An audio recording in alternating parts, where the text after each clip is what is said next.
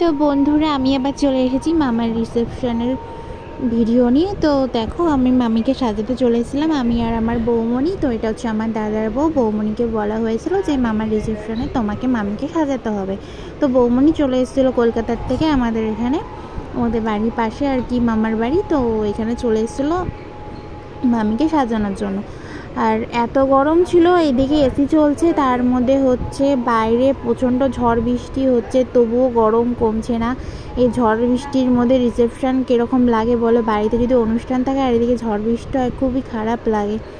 আমি তো বলেছিলাম যে আমি যাবোই না রিসেপশনে, আমি অনেকবার বলেছি না আমি যাবো না।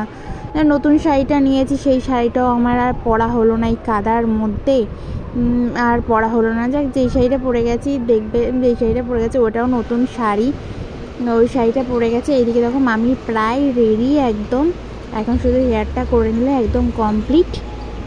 আর তোমাদেরকে দেখাই যে বিশ্বাস করো তোমরা যে এতটা কাদা, এর জন্য আমি কাদার মধ্যে আমি পড়ে গেছিলাম, পা ডুবে গেছিলো।